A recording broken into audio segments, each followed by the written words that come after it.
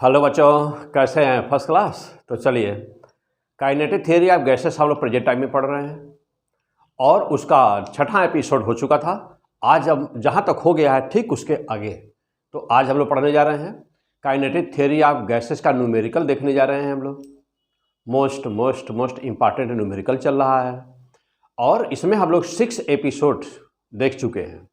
Last में जो छठवें एपिसोड का जो लास्ट क्वेश्चन था, आइए चलिए वहाँ से हम लोग बिल्कुल स्टार्ट करते हैं।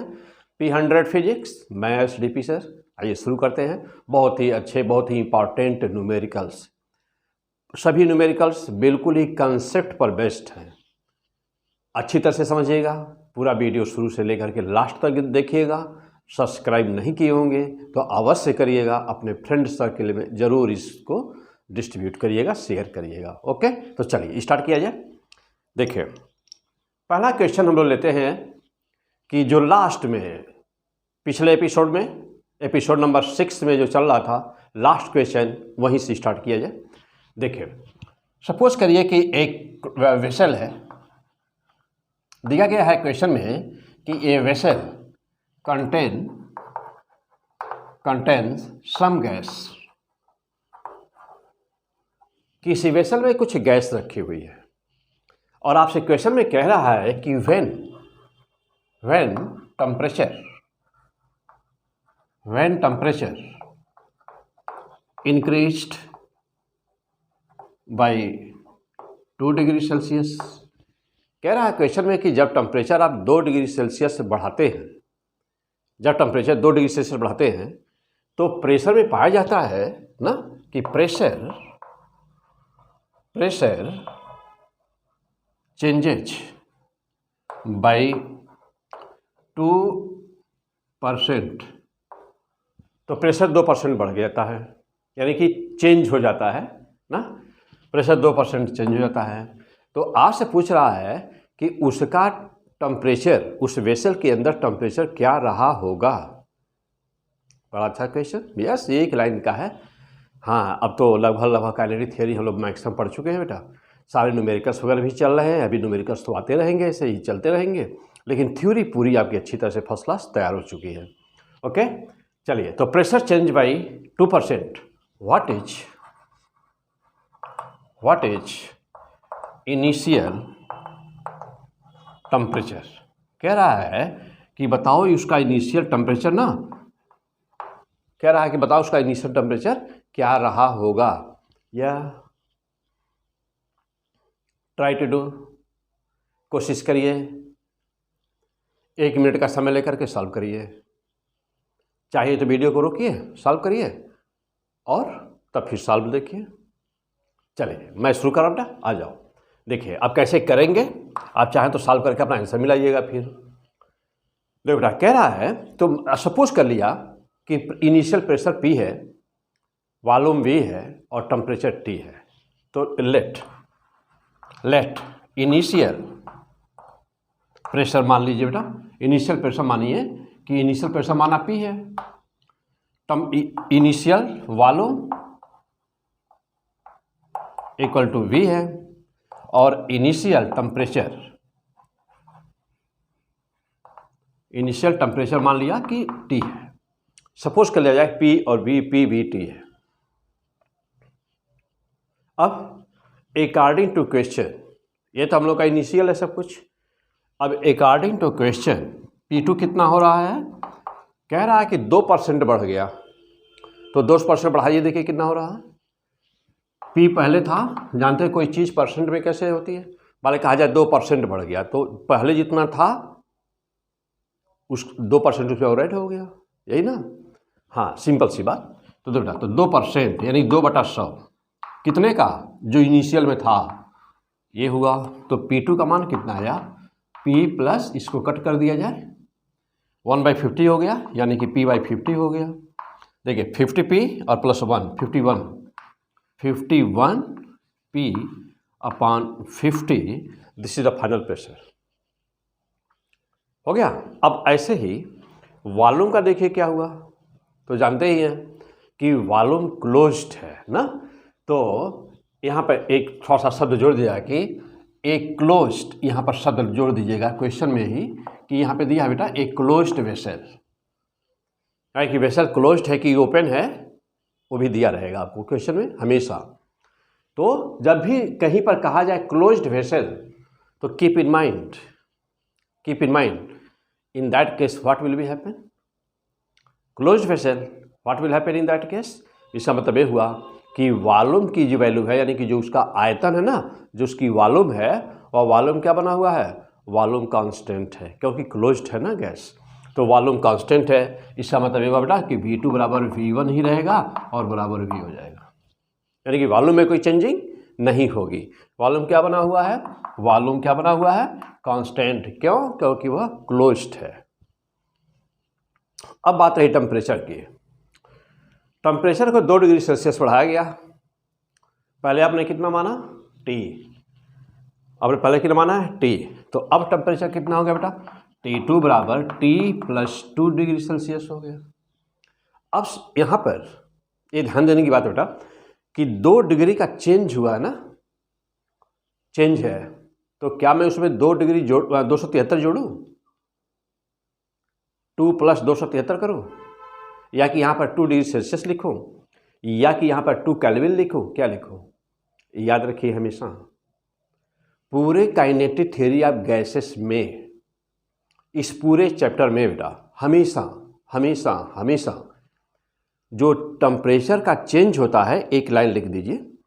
हाँ, मेरे साथ नोट्स जरूर बनाते रहिएगा, पढ़ाई का मजा, नंबर झमाझम मिलेगा बेटा, लेकिन जब पूरा नोट्स वगैरह सब पूरा वीडियो तैयार रहे, और जहाँ मैं बताऊंगा अंडरलाइन करिए रेड पेन से, तो वहाँ पर अंडरलाइन कर दीजिए वह, और उसको वो चीज़ याद रहे ना, क्योंकि क्वेश्चन कहाँ से आते हैं बिल्कुल फिक्स है, क्वेश्चन कहाँ से आते हैं बिल्कुल फिक्स बेटा, उन्हीं को पॉइंट टू पॉइंट आपको हिट करना है और सीधे टॉप नंबर लाना है। बहुत ज़्यादा इधर उधर फालतू चीज़ कुछ नहीं पढ़नी है, डायरेक्ट पॉइंट टू पॉइंट जो एग्जाम में आता है। IIT mains, IIT advance plus जो नीट में क्वेश्चन जो आते हैं, सीधे उन्हीं चीज़ों को पढ़ना है, विशेष करके IIT मेंस और नीट, इन 2 चीज़ों को फोकस करना हम लोगों को। दोनों के क्वेश्चन लगभग एक ही होते हैं बेटा, बिल्कुल एक ही होते हैं। हाँ, अब हम लोग बात कर रहे थे चेंज टेम्परेचर की। टेम्परेचर हमेशा याद रखिएगा कि सेल्सियस स्केल पर, चूंकि नंबर ऑफ डिवीजन, अभी थर्मामीटर नहीं पढ़े बेटा, मैं पढ़ाऊंगा अभी थर्मामीटर, ओके। तो सेल्सियस स्केल पर नंबर ऑफ डिवीजन 100 होता है, और एब्सोल्यूट स्केल यानी कि केल्विन स्केल पर भी नंबर ऑफ डिवीजन 100 होता है। तो दोनों स्केल पर नंबर ऑफ डिवीजन बराबर होने के कारण, क्या बोला, दोनों स्केल पर नंबर ऑफ डिवीजन, कौन से दोनों स्केल, सेल्सियस और केल्विन, यानी कि एब्सोल्यूट स्केल। तो सेल्सियस और केल्विन स्केल दोनों पर नंबर ऑफ डिवीजन बराबर होने के कारण जितना चेंज सेल्सियस में होगा उतना ही चेंज केल्विन यानी कि एब्सोल्यूट स्केल पर भी होगा। तो हमेशा याद रखें कि कहा जाए कि 5 डिग्री सेल्सियस का चेंज हुआ तो केल्विन में चेंज कितना हुआ, तो केल्विन में भी चेंज ना 5 केल्विन हुआ, दोनों पर बराबर। तो हमेशा याद रखिएगा कि डेल्टा T डिग्री सेल्सियस, ये एक लाइन नोट करिए, एक लाइन हमेशा के लिए। छोटी छोटी बातें बेटा कभी कभी गलती हो जाती हैं, तो अच्छे खासे अपने जो क्वेश्चन आसानी से आ सकता था वो भी गलत हो जाता है। ये छोटी छोटी चीज़ें देखिए, तो क्या डेल्टा T डिग्री सेल्सियस बराबर डेल्टा T केल्विन, ये लाइन जरूर याद कर लीजिए, एक लाइन ये जरूर याद है बेटा। डेल्टा T डिग्री सेल्सियस बराबर डेल्टा T केल्विन, मतलब कि जितना डेल्टा T यहाँ रहेगा सेल्सियस पर उतना ही डेल्टा मतलब चेंज, परिवर्तन। तो देख रहे हैं, तो जितना डेल्टा यहाँ पर इस पर रहेगा सेल्सियस पर उतना ही रहेगा केल्विन पर। डेल्टा T डिग्री सेल्सियस बराबर डेल्टा T केल्विन एब्सोल्यूट पर, दोनों पर change always equal, always same. अब या देखो बेटा, अब इस क्वेश्चन में देख रहे हो कि यहाँ पे 2 डिग्री सेल्सियस का चेंज है ना, तो 2 केल्विन हो गया। यह चेंज है, जब चेंज है तो चाहे डिग्री सेल्सियस में लिखो बेटा चाहे केल्विन में, लेकिन चूंकि टेम्परेचर हमेशा केल्विन में रखना है, काइनेटिक थियरी वाले पूरे चैप्टर में ही हमेशा टेम्परेचर जब भी आप रखेंगे, कहीं पर भी टेम्परेचर रखना होगा तो हमेशा याद रहे केल्विन में ही रखेंगे, कहीं डिग्री सेल्सियस नहीं रहेगा। ओके, देखिए तो T2 बराबर क्या हुआ, T+2 क्या, केल्विन। Okay, fantastic. आइए, ये था। अब इसके बाद क्या कह रहा कि what is the initial temperature, कह रहा कि इनिशियल टेम्परेचर 2% का चेंज हुआ, तो कह रहा कि देखिए T बराबर सो मच इतना दिया हुआ है, तो कह रहा कि इनिशियल टेम्परेचर कितना था। आइए चलिए अब इसका आंसर निकाला जाए, फाइनल आंसर। हो बेटा, ये नोट कर लीजिए, सब कुछ हो गया। आइए, इनिशियल में P भी T है, हटा दिया जाए, क्वेश्चन की जरूरत नहीं है हम लोगों को।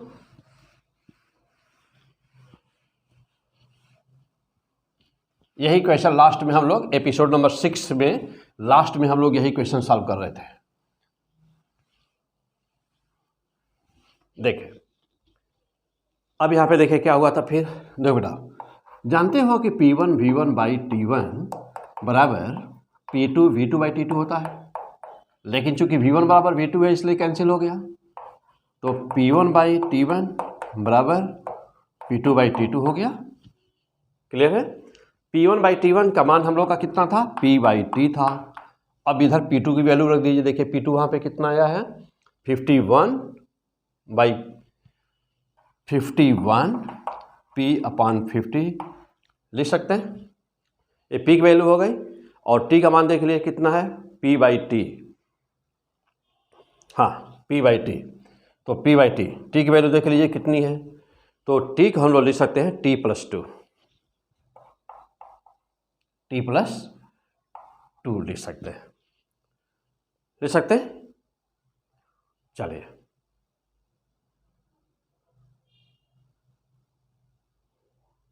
हाँ, अब देखो बेटा, इसको P से हटा दीजिए, दोनों साइड से कैंसिल कर दीजिए, हो गया।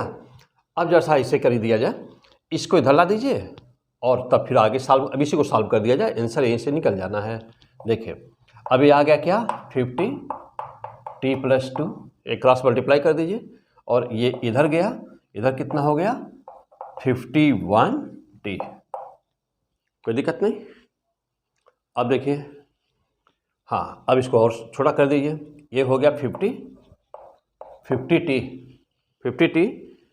Plus 100 equal to 51T, no problem. अब देखिए ये 50 को उधर ले जाइए, 50T को, तो T बराबर कितना, सब्ट्रैक्ट कर दीजिए, 51T में से 50T माइनस कर दिए, T बनेगा, और T बराबर कितना हो गया, T बराबर आ गया हम लोग का 100 क्या। अब आपके ऑप्शन में देखिए बेटा, ऑप्शन में आपको 100 डिग्री सेल्सियस अवश्य रहेगा, दूसरा 100 केल्विन अवश्य रहेगा, ठीक, और तीसरा ऑप्शन 273 बेटा केल्विन होगा, और डी ऑप्शन 200, ठीक बेटा, और तीसरा ऑप्शन ये होगा। ये हम लोग के ऑप्शन बनेंगे। अब किस पे मारेंगे आप निशान, आंसर आ गया आपका। T बराबर वैल्यू आई है, T का मान आया है 100, लेकिन अब यह ऑप्शन होता तो 100 डिग्री सेल्सियस पर मारते कि 100 केल्विन पर मारते। अब क्वेश्चन ये है, सीधी सी बात है, जो भी टेम्परेचर आपने माना था शुरू में, तो मैं पहले ही बताया कि वो केल्विन में था, क्योंकि हमेशा केल्विन यानी एब्सोल्यूट स्केल में ही रखते हैं टेम्परेचर काइनेटिक थ्योरी गैसेस के लिए। तो T बराबर क्या बेटा, केल्विन। ओके, तो किस पे निशान मारना है, बी ऑप्शन पर। तो this was the correct answer of this question. तैयार हो गया बेटा, बहुत ही सिंपल, देखिए इतना सिंपल से क्वेश्चन है। अब आइए, तो इस एपिसोड में हम लोग देखने जा रहे हैं बहुत ही important numericals with clear concept. चलिए, हो गया। अगला क्वेश्चन, आगे बढ़ा जाए, नोट कर लीजिए जल्दी से।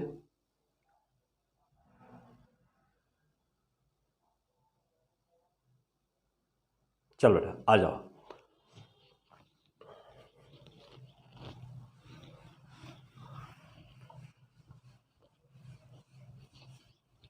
हाँ, अगला क्वेश्चन।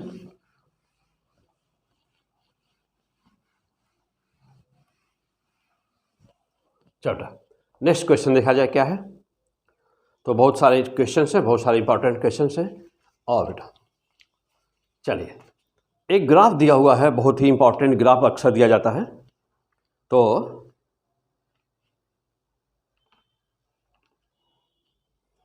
चलो क्वेश्चन इस तरह से है, एक ग्राफ दिया गया है इस तरह से। 2 बार क्वेश्चन आपके एग्जाम में पूछ दिया एक ही क्वेश्चन को। देखिए कैसे कैसे आया है। यहाँ पर लिया गया है, यहाँ पर लिया गया है बेटा वॉल्यूम V, और इस पर लिया गया है PV/T। यूनिट क्या है बेटा? जूल पर मोल केल्विन। ओके। और हाँ बेटा, यहाँ पर दिया गया है एक ऐसे लाइन दी गई है, दूसरी लाइन इस तरह से, तीसरी ऐसे, चौथी ऐसे। इसको माना है E, यह है B, यह है C, यह है D। यहाँ पर है 0.5, यह है 1.0, यह है 1.5, यह है 2 और यह है 2.5। ओके। यहाँ है वॉल्यूम, किसमें? इसमें वॉल्यूम बेटा, वॉल्यूम है कि देख लेते हैं। प्रेशर बेटा P है। यहाँ पर लिया गया है प्रेशर ना, किसमें? Atmospheric pressure 180 atmospheric pressure ATM बेटा, एटमॉस्फेरिक प्रेशर है ना, एटमॉस्फेरिक प्रेशर है। देखो अब यहाँ पर है 100, यह है 200, ऐसे ही 300, 400, 500 ना, 500 क्या? Atmospheric pressure. अब कह रहा है कि लेट, अब आगे क्या कह रहा है क्वेश्चन में? ग्राफ खींच दीजिए जल्दी से अपना फटाफट। हाँ, ये आपके एग्जाम में ऑलरेडी पहले ही आ चुका है, IIT मेंस एग्जाम में पहले ही आ चुका बेटा। अब क्या कह रहा है देखिए, लेट 1 मोल ना, गैस का शायद कोई नाम ही दिया था बेटा कि हाँ, let 1 mole oxygen taken in the experiment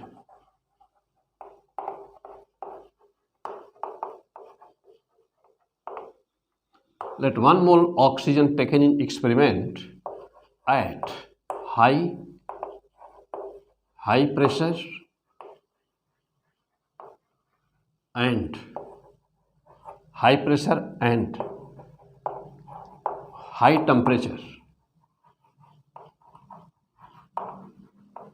देखो बेटा, क्वेश्चन में इतना दिया हुआ है कि let 1 mole oxygen taken in experiment at high pressure and high temperature. ध्यान देना इन शब्दों पर। Then which one is correct? Then which one is correct, तो इनमें से कौन सही होगा? इनमें से कौन सा सही होगा? हाई प्रेशर और हाई टेम्परेचर पर ग्राफ खींचा गया है। कह रहा है कि इसमें से कौन सा सही है? A की B की C की D। ऑप्शन क्या दिया बेटा? ऑप्शन देखिए दिया है, A ऑप्शन है A, B ऑप्शन है B, C ऑप्शन है C, D ऑप्शन है D। मार दीजिए निशान। Which one is correct? Try to do. हाँ, 1 मिनट का समय समझने के लिए बहुत है। आइए आंसर, बेटा आंसर क्या होगा? जल्दी आंसर सोचिए फटाफट।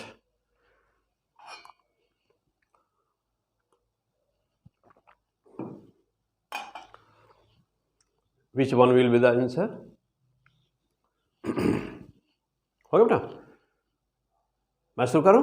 आइए, जानते हैं कि कभी भी ऑक्सीजन गैस है, ऑक्सीजन है बेटा, रियल गैसेस हैं, तो सभी गैसेस ही रियल होती हैं। कोई ऐसी गैस नहीं होती है कि जिसका नाम आइडियल हो और आइडियल का कोई विशेष नाम हो।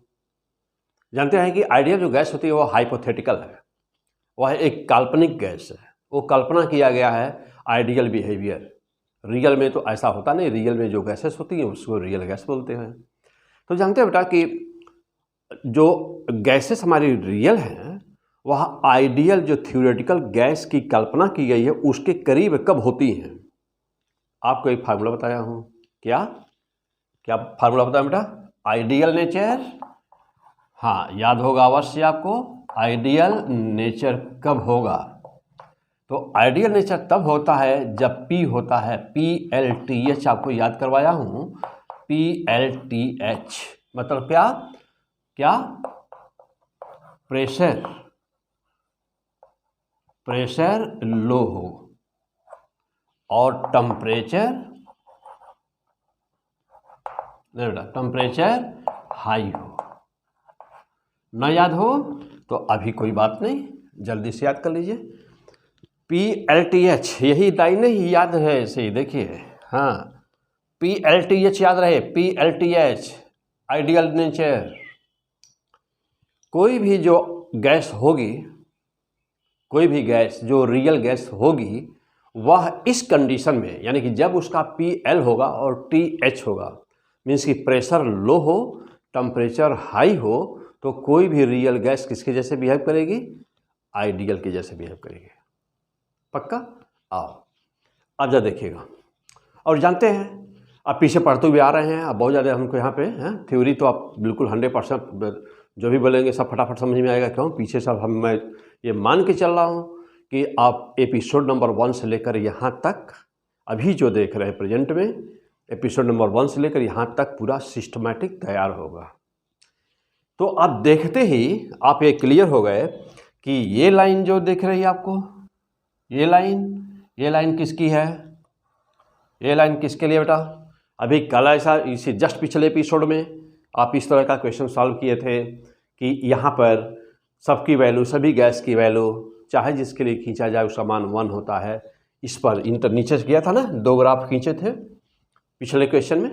ओके, तो ये लाइन किसके लिए है? ये लाइन है आइडियल का, ये लाइन है आइडियल का। ये लाइन हॉरिजॉन्टल लाइन किसके लिए मिलती है? आइडियल की।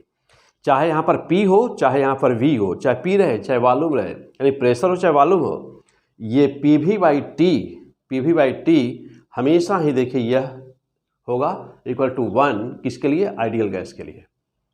तो this is for ideal gas. Okay, चलिए अब जब देखिए, तो जब यह आइडियल गैस होगी बेटा, जब यह आइडियल गैस हो गई तो आइडियल से जो दूर है वह रियल हुई, जो और दूर है वह और ज़्यादा रियल हुई, जो और दूर है वह और ज़्यादा रियल हुई। मैं कहूँ कि इसमें बताइए, इसमें ABCD में से मैं कहूँ कि which is most easy to liquefy. मैं कहूँ आपसे कि which gas is most easy to liquefy, यानी इसमें से कौन सी वो गैस है कि जो लिक्विफाई करना सबसे आसान है, जो लिक्विफाई करना सबसे आसान है। तो किस पे मारेंगे आंसर बेटा? जल्दी मारिए फटाफट। तो जो लिक्विफाई करना सबसे आसान है किस पे मारेंगे आप? यस, देखिए, most easy to liquefy, most easy to liquefy. अब सवाल है क्यों? तो जानते हैं कि हमेशा लिक्विफिकेशन रियल गैस का होता है, आइडियल गैस कभी लिक्विफाई नहीं की जा सकती।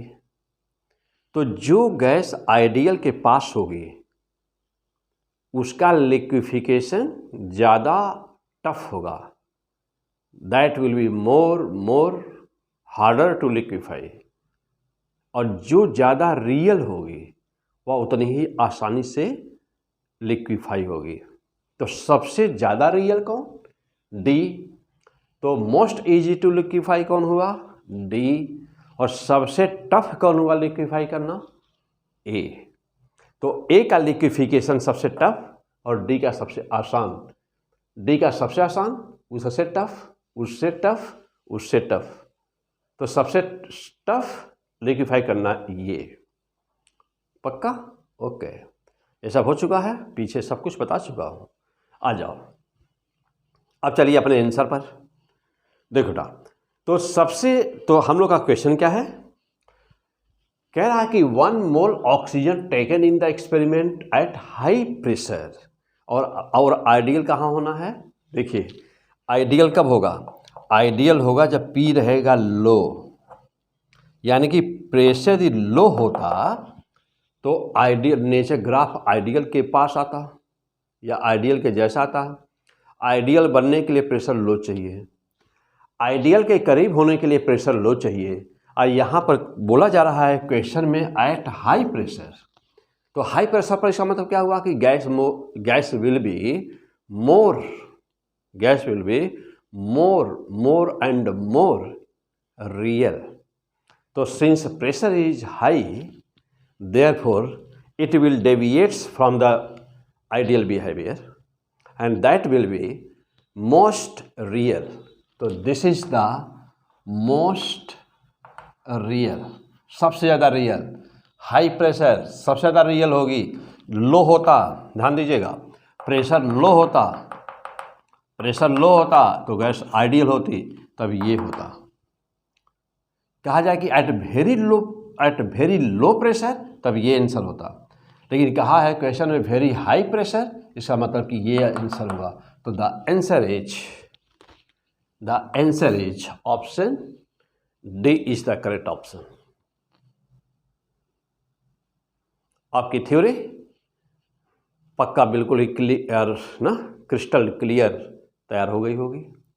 द बेस्ट ग्राफ में कौन सी गैस, कौन सा ग्राफ आइडियल का है, कौन सा ग्राफ रियल गैस का है, वह रियल क्यों है, यदि आइडियल है तो क्यों आइडियल है, और किसका लिक्विफिकेशन आसानी से होगा, किसका लिक्विफिकेशन आसानी से नहीं होगा। Complete the yes topic. सब कुछ कॉपी में ऐसे ही बना लीजिए, ऐसे नोट्स बना लीजिए, बेस्ट परफॉर्मेंस के लिए सब कुछ बना लीजिए। इसे चेक करने का तरीका क्या है, आइडियल नेचर कब होता है, अंडरलाइन दिस पॉइंट। हो गया, चलिए आगे बढ़ते हैं।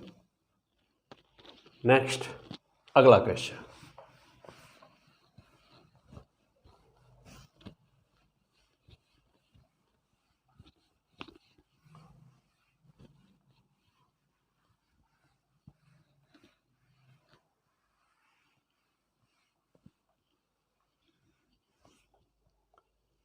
हाँ, नेक्स्ट क्वेश्चन चौथा। ऐसे ही ठीक मिलता जुलता एक क्वेश्चन और आपकी एग्जाम में देखिए आया हुआ है ना, इसी से मिलता जुलता एक क्वेश्चन और है।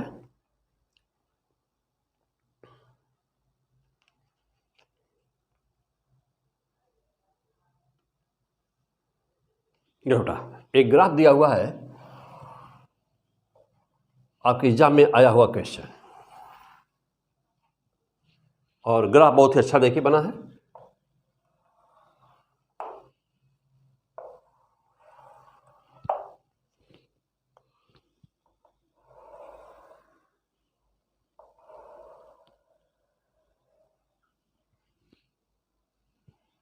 हाँ बेटा इस तरह से ग्राफ है। हाँ ठीक है, आओ यहाँ पे दिया है PV/T, यहाँ पर भी वही वैल्यू है। यहाँ पर दिया है ऑप्शन जूल पर मोल केल्विन, यहाँ पे दिया बेटा 1.0, यहाँ पर दिया है 2.5, नीचे दिया है 0.5। ओके, ये है वैल्यू, और यहाँ पर दिया गया है प्रेशर P किसमें, इन ATM यानी कि एटमॉस्फेरिक प्रेशर में दिया गया बेटा P, और यहाँ पर दिया गया है 20 ना, फिर ऐसे ही 40,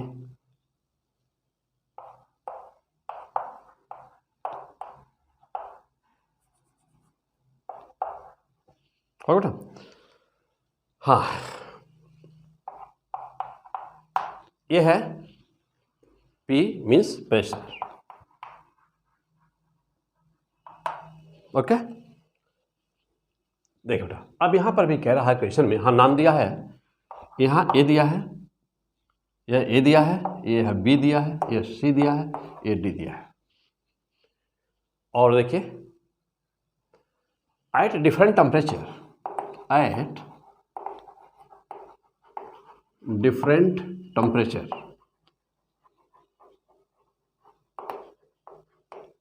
some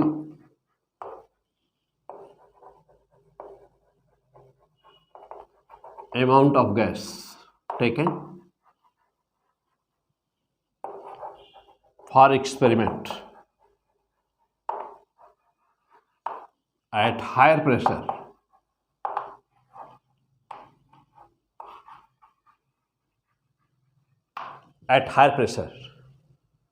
which one is the correct, which graph is correct। हमारी आंसर देखिए, बहुत ही इंपॉर्टेंट क्वेश्चंस आपके एग्जाम में पहले ही आ चुका है क्वेश्चन। तो कह रहा है कि विच ग्राफ इज करेक्ट, और option A B, B C, C और D, D, A B C D में से which one is the correct. Y axis पर पी वी बाई टी लिया गया, हाँ हो गया।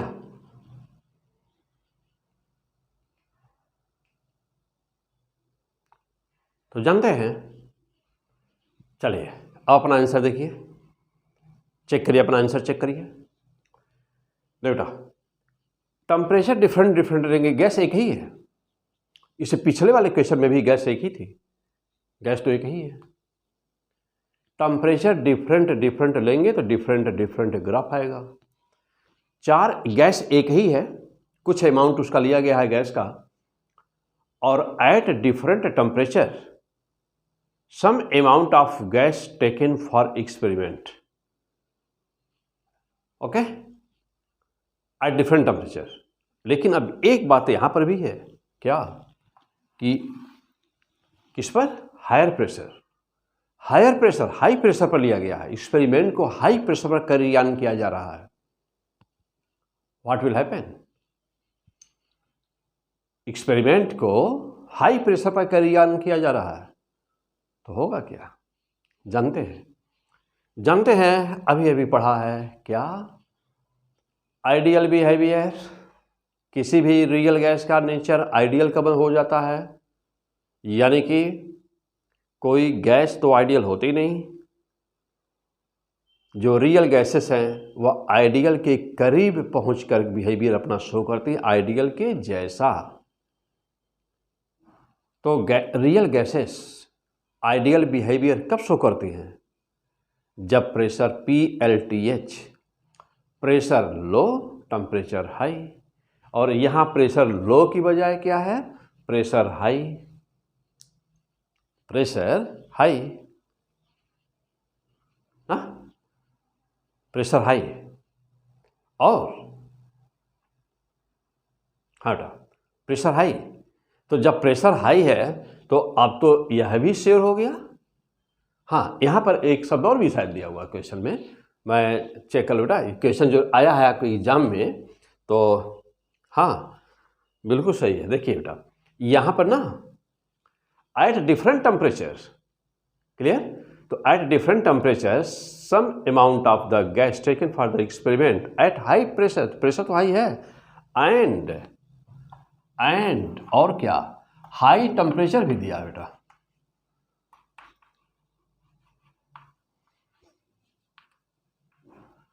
हाई टेम्परेचर भी दिया है। तो यहाँ तो दोनों दे दिया है, यहाँ पर दिया है हाई प्रेशर दिया है, हाई प्रेशर दिया है, और हाई टेम्परेचर भी है, दोनों टेम्परेचर दोनों दिया है हाई। हाँ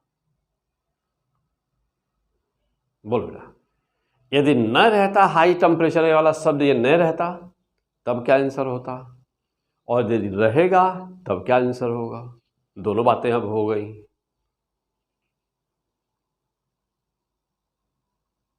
सोच लिया, चलिए अब आंसर देखिए, फाइनल आंसर देखिए दोनों ही कंडीशन का। देखो बेटा, बहुत ही साफ हम लोग जानते हैं कि आइडियल नेचर के लिए अभी अभी हम लोगों ने पढ़ा है, क्या पढ़ा भाई, कि आइडियल नेचर कब होता है। इसके लिए आप जानते हैं टेक्निक क्या, PLTH, pressure low temperature high. तो टेम्परेचर तो हाई है क्योंकि दिया है, मान लीजिए ये वाला क्वेश्चन का पहले आंसर दिया जाए कि टेम्परेचर भी हाई दिया था, तो टेम्परेचर हाई तो है, ठीक है, तब तो आइडियल के करीब वाला।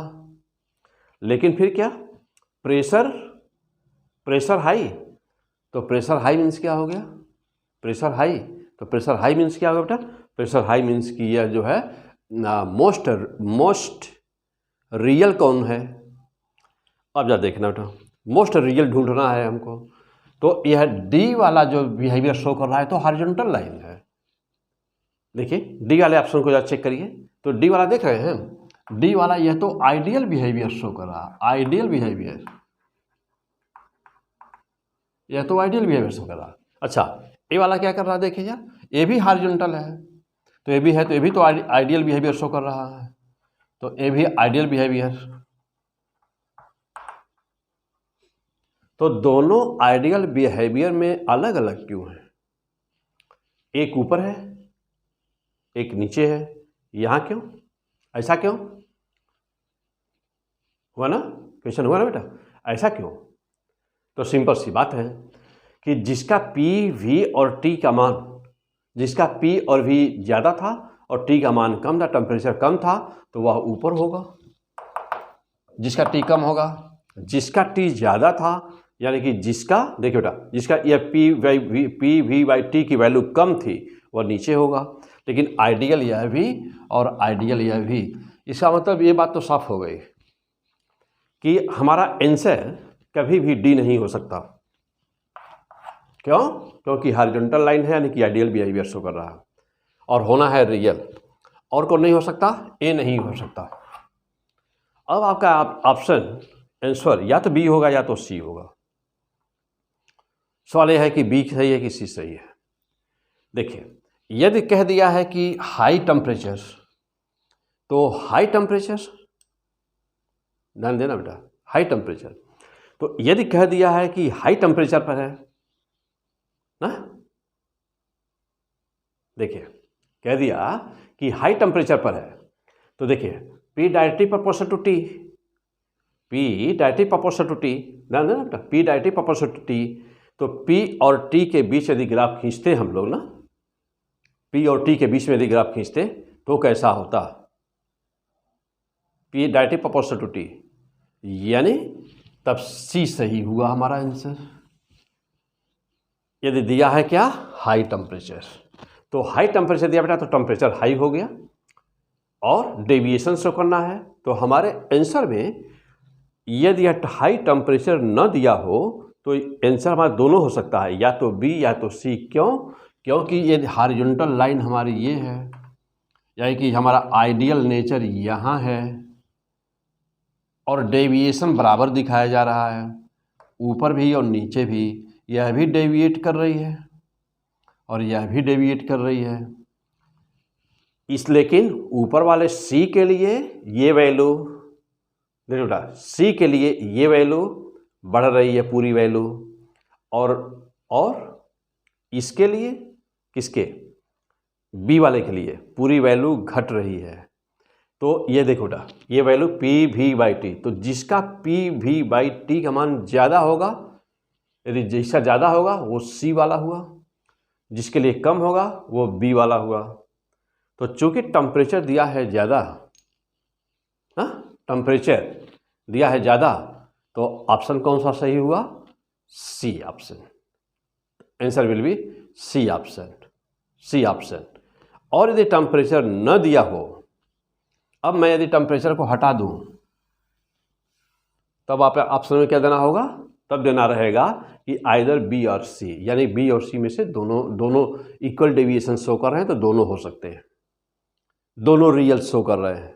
और यदि टेम्परेचर दिया है हाई, तब मारना किस पर, सी पर मारना है, तो that will be the correct answer. हो गया बेटा। तो इस तरह के क्वेश्चन को कैसे सॉल्व करते हैं, तो ये था आइडिया कैसे सॉल्व करते हैं। चलिए अगला question next.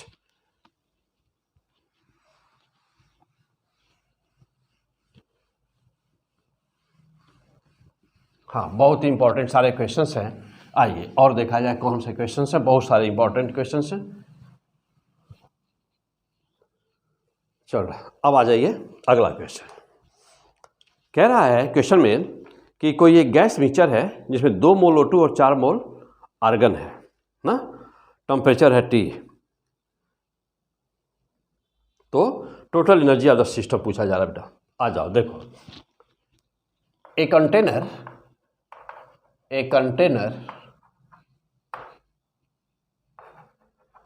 contain mixture of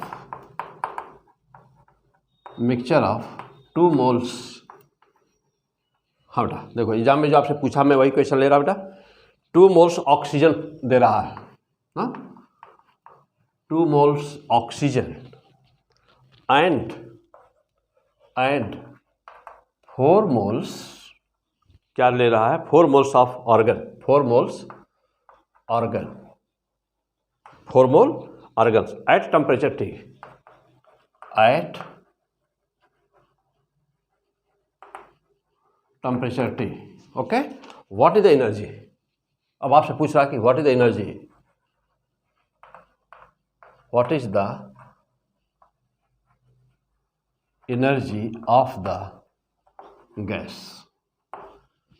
gas mixture. तो गैस मिक्सचर की एनर्जी क्या बेटा, this is the most important question, try to do this question. मारिए जल्दी से निशान। हाँ, 4 मोल आर्गन है, 2 मोल ऑक्सीजन है, टेम्परेचर T है। सॉल्व कर दीजिए, हो गया। आइए अब अपना आंसर मिलाइए, अब अपना आंसर मिलाइए बेटा। देखिए मोल यहां पे दिया हुआ है ना, तो जानते हो कि 1 डिग्री ऑफ फ्रीडम के पास एनर्जी कितनी होती है, 1 डिग्री ऑफ फ्रीडम के पास एनर्जी कितनी होती है, ½ kT। होगा बेटा, ये कितने का, 1 degree of freedom, 1 degree of freedom.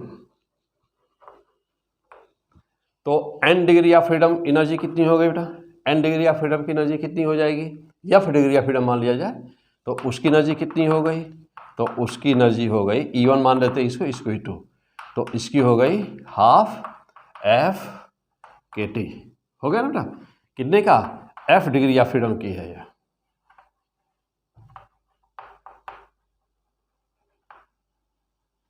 Already पीछे सब कुछ बता चुका हूं बेटा, हो गया। अब जा देखिए तीसरे पॉइंट। अब क्या, 1 मोल की एनर्जी कितनी हो गई, तो ½ F kT। और 1 मोल में कितने मॉलिक्यूल्स, 1 मोल में कितने मॉलिक्यूल्स होंगे, 1 मोल में n, तो इनटू n। हो गया बेटा। अब देखना, ध्यान दीजिएगा, अभी कितने का हो गया, 1 मोल हो गया। अब n से मल्टीप्लाई कर दीजिए, तो E3 बराबर कितना हुआ, ½ F n और क्या T। हो गया, 1 मोल का हो गया ना बेटा। अब देखना, इसी को R कहते हो, तो ½ F R gas constant T। देखिए हो गया, ये हो गया व्हाट समझ, ये कितने का हो गया, 1 मोल का, ये कितने का आया, 1 मोल। हो गया।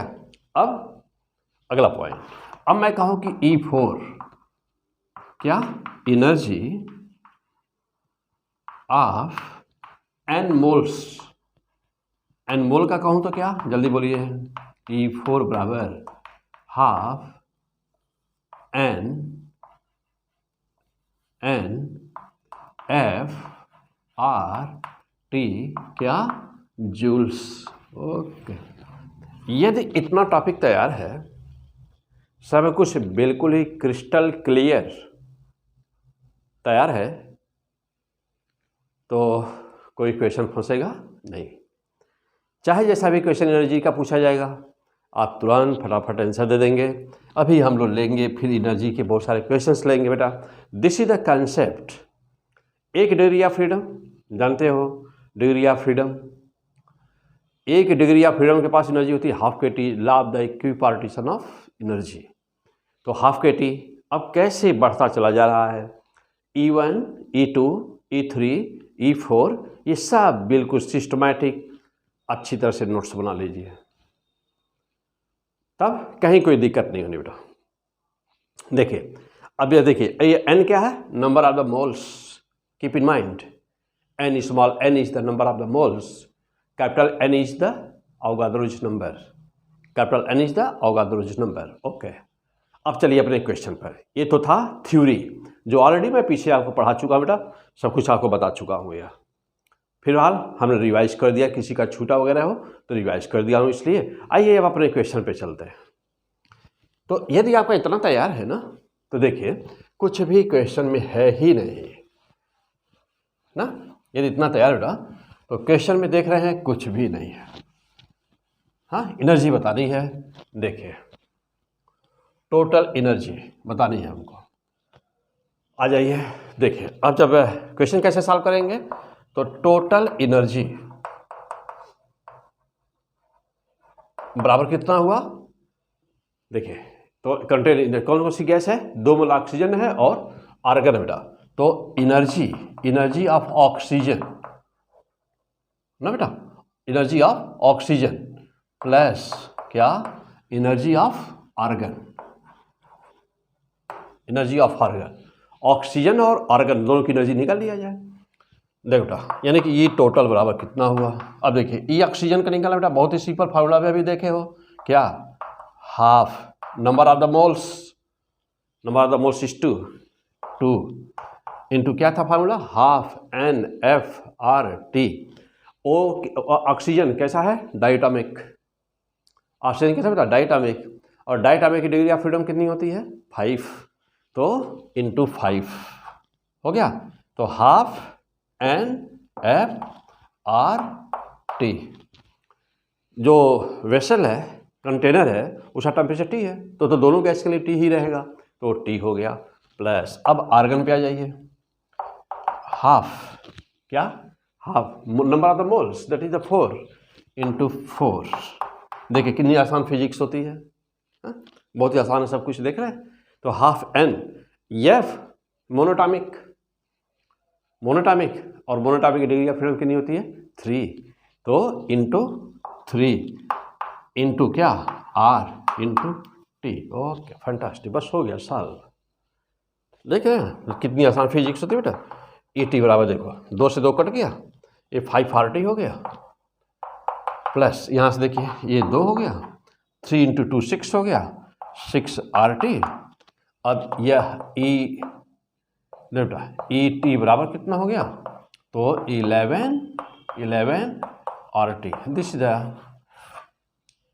देख रहे बेटा ये एक लाइन में। अब ये क्वेश्चन आपके एग्जाम में ऑलरेडी पहले ही आया हुआ है, सारे क्वेश्चन एग्जाम में आपके आए हुए हैं। देखिए अब देखिए जब थ्योरी आपकी तैयार होती है तो कितना आसान फिजिक्स लगती है, देख रहे हैं, हो गया।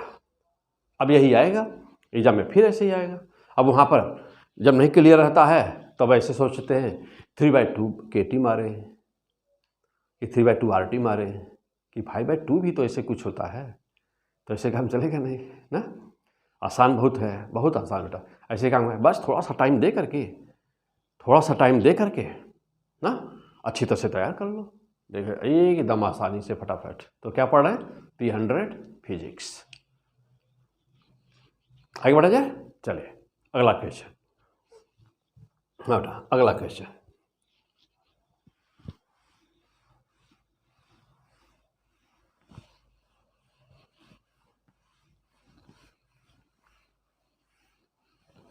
सब आपके एग्जाम में आए हुए क्वेश्चन है बेटा। ऐसे ही क्वेश्चन आते हैं, छोटे भी रहते हैं, बड़े भी रहते हैं ना, ऐसे ही क्वेश्चन आते हैं बेटा। चलो आ जाओ बेटा। अब देखो एक क्वेश्चन कह रहा है ना, एक क्वेश्चन कह रहा है कि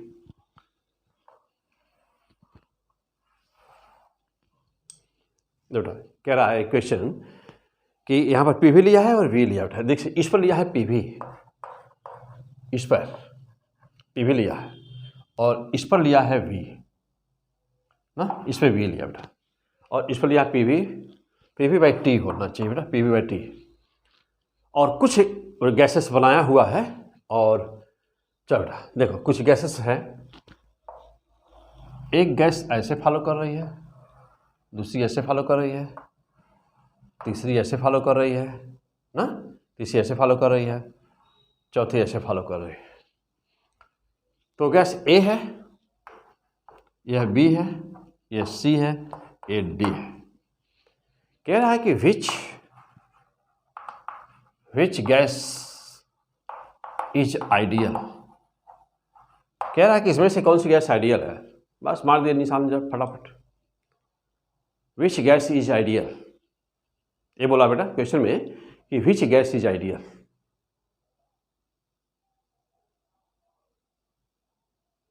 हो गया?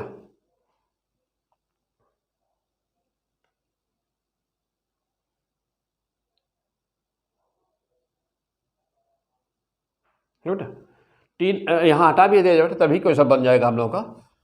हाँ कोई दिक्कत नहीं बेटा, ऐसे ही रहने दिया जाए। पी वी बाई हाँ पी बाई टी यहाँ करने की जरूरत नहीं बेटा, पी वी ही दिया ठीक है, पी वी कर लिया, यहाँ पर वी कर लिया जाए। हाँ और क्या बताइए अब कौन सी आइडियल है बेटा इनमें से? कोई जरूरी नहीं है क्या टी रहे ही, नहीं रहेगा तब भी वही कंसेप्ट लगेगा ना, वही कंसेप्ट। हाँ which one is the ideal, simple सी बात है बेटा, सी इज द आइडियल, सोचना ही नहीं कुछ है ना। यदि अपान टी रहेगा तब भी, नहीं रहेगा तब भी सी ना, तो पी वी। और जब आप बायल लॉ पढ़ते हैं ना बेटा तो वहाँ पर पी वी के बीच में ग्राफ खींचा गया ना पहले ही लेक्चर में। तो आइडियल गैस के लिए बायल लॉ किसके लिए? आइडियल के लिए। हाँ और ये जो इसमें चार्ल्स लॉ किसके लिए? आइडियल के लिए। तो सब पढ़े ना, Boyle's law, Charles law, Gay Lussac law, law of the pressure ना, रेनॉल्ट लॉ, सब पढ़े ना। और हाँ ग्राम्स डिफ्यूजन लॉ पढ़े हुए हैं, फिर वहीं पर डाल्टन का पार्ट से प्रेशर पढ़े हुए हैं, सब कुछ पढ़े हुए बेटा वहाँ। तो यह जो है पी वी और वी के बीच आप अच्छा, और यहाँ वी की बजाय क्या पी वी लिख सकते हैं? हाँ यहाँ पी वी लिख दीजिए तो पी और वी, पी यहाँ पर रहेगा पी वी और यहाँ रहे पी, तब भी यही आंसर आएगा सी। यहाँ है पी वी, यहाँ है सी, तब भी यही आंसर आएगा। क्यों? क्योंकि बायल का लॉ केवल यही फॉलो कर रहा है सी ना। बायल का लॉ टेम्परेचर कांस्टेंट हो, देखो बेटा तो बायल का लॉ क्या कहता है? तो कहता है कि let T equal to constant. तो यदि कांस्टेंट हो तो पी प्रोपोर्शनल टू 1/v होता है बेटा, यानी कि पी वी की वैल्यू क्या बनी रहती है? कांस्टेंट बनी रहती है। पी वी की value P V will be constant. और हम लोग जानते हैं आइडियल गैस इक्वेशन से क्या होता है? P V equal to R T होता है। तो चूंकि टी कांस्टेंट है, देखो बेटा अब टी को यदि हम इधर कर देते तो P V by T equal to R बराबर क्या बना? कांस्टेंट। तो यदि हम लोग यहाँ पर टी लगा दें तभी सही है, तभी गैस कांस्टेंट आर हुआ। ओके अच्छा, और मान लो हम टी न लगाएं तभी सही है। देखिए कैसे, देखिए पी वी लगा लिया केवल वाई एक्सिस पर, तो P V equal to R T that will again constant. Okay अच्छा अब देखो बेटा तो पी वी, अब हम यहाँ पर पी वी ले लें और यहाँ पर वी ले लें, नो प्रॉब्लम, तब भी वही होगा, यानी कि पी वी की वैल्यू कांस्टेंट तब भी होगी। तो यहाँ पर हम लोग आइदर पी लें और वी लें, दोनों ही केस में आंसर एक ही होगा। ओके चल बेटा अगला पॉइंट, ये तो बहुत सिंपल क्वेश्चन बेटा ये सब। हाँ लेकिन चूंकि सभी एग्जाम में आए हुए हैं इसलिए सब आसान से आसान, टफ से टफ, आसान से आसान, टफ से टफ सारे क्वेश्चंस को सॉल्व करना है। चलिए नेक्स्ट, हाँ नेक्स्ट चलो बेटा अगला क्वेश्चन है, एक क्वेश्चन बेटा कि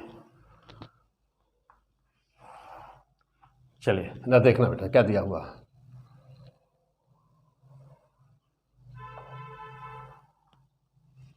नाम दिया है पी क्यू आर एस, यहाँ दिया है पी, यहाँ दिया है वी वालों ना, ठीक। यहाँ दिया है प्रेशर बेटा पास्कल में, और यहाँ दिया है क्यूबिक मीटर में दिया बेटा वॉल्यूम ना।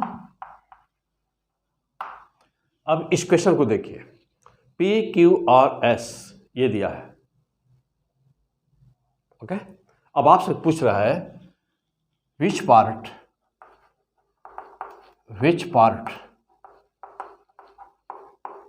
shows लिक्विफिकेशन, इनमें से कौन सा पार्ट लिक्विफिकेशन से कर रहा है, लिक्विफिकेशन एंड बॉयल्स लॉ, यानी कि दो पार्ट को हमको सेलेक्ट करना बेटा। अब ऑप्शन क्या दे रहा है इसका, देखिए पहला ऑप्शन पी क्यू एंड दूसरा ऑप्शन दे रहा है बेटा क्यू आर, बी ऑप्शन दे रहा है क्या, P Q and R S. तीसरा ऑप्शन क्या दे रहा है बेटा, तीसरा ऑप्शन दे रहा है R Q and R S, और चौथा ऑप्शन दे रहा है बेटा, चौथा option okay A Q R and P Q R and P Q.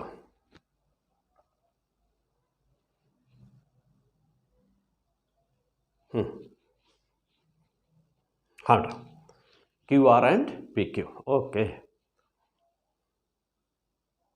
हाँ विच वन इज करेक्ट मार दीजिए, देखिए हाँ सिंपल क्वेश्चन बेटा, आपका वीडियो पीछे पढ़े हुए हैं बेटा सब कुछ, तो देखिए ऐसा बहुत आसान क्वेश्चन है, लेकिन चूंकि सभी एग्जाम में आए हुए हैं, किसी न किसी एग्जाम में भी आया हुआ है, सब आए हुए हैं, और देखते ही आप आंसर मार सकते हैं। पूरा वीडियो तैयार है ना, सारे लेक्चर्स आप अभी तक पढ़ चुके हैं जहाँ तक मैं पढ़ाया हूँ, तो ये सब क्वेश्चन 1 सेकेंड नहीं लगेगा, देखते मारेंगे।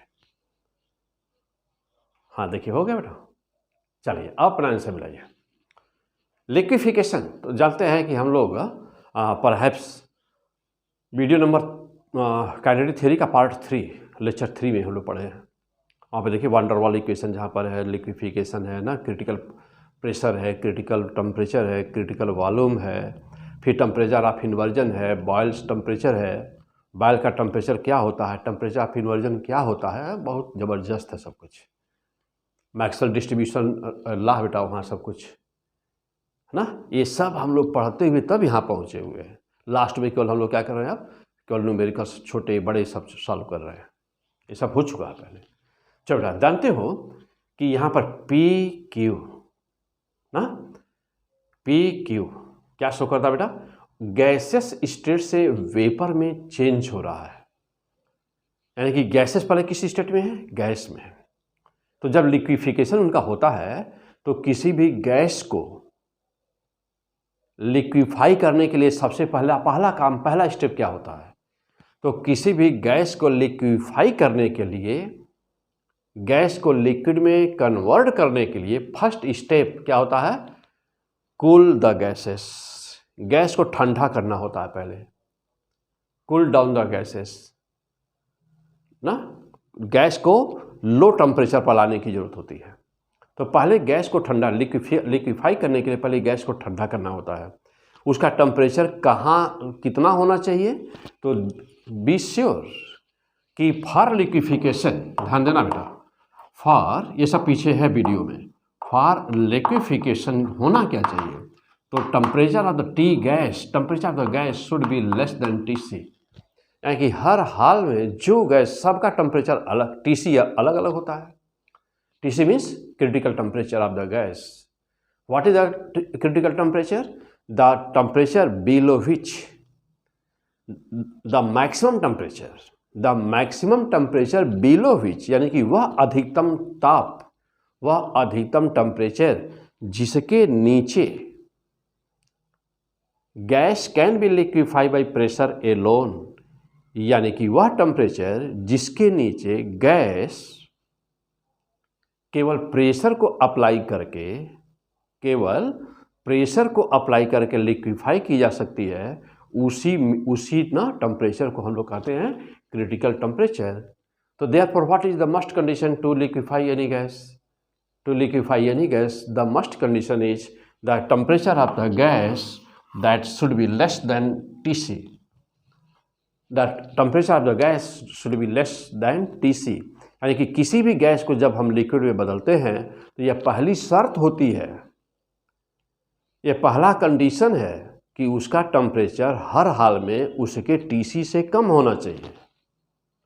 This is the must condition. This is the must condition. Yes, this is the must condition. अवश्य होना चाहिए. अब क्या होगा? तो सबसे पहला काम हो रहा है क्या? उसको Tc के नीचे लाने का, ठंडा करते हैं हम गैस को. तो जब गैस को ठंडा किया जाता है, यानी कि जब गैस का टेम्परेचर उसके Tc के नीचे लाते हैं, जब, हाँ ध्यान देना बेटा शब्दों पर, कि जब गैस का टेम्परेचर Tc से नीचे लाते हैं तो उसे गैस नहीं बोलते हैं. तो that is known as vapour. उसी को वेपर कहते हैं, वाष्प ना, वाष्प. तब उसी को क्या कहते हैं बेटा? वेपर कहते हैं. यानी कि यहाँ से जो प्रोसेस यहाँ तक हो रहा है तो यहाँ ऊपर गैस है और नीचे ये वेपर हो गया है. This is the vapour. This is the vapour. Okay बेटा. और ये जो प्रोसेस है Q से लेकर R तक, this is the changing the phase. या फेज का चेंज बता रहा बेटा, फेज का change. Volume increases at constant pressure. Pressure is constant, mind here. Pressure is constant and volume increases at constant pressure. यानी कि यहाँ पर क्या हो रहा है? गैस का कन्वर्जन हो गया बेटा, वेपर में कन्वर्ट हुई गैस. इसका मतलब यह है कि T गैस का टेम्परेचर Tc से कम होना चाहिए. तो जब गैस, अब मैं कहूँ कि क्या गैस का लिक्विफिकेशन होता है या कि वेपर का होता है, तो गैस कभी लिक्विड में सीधे नहीं बदलती.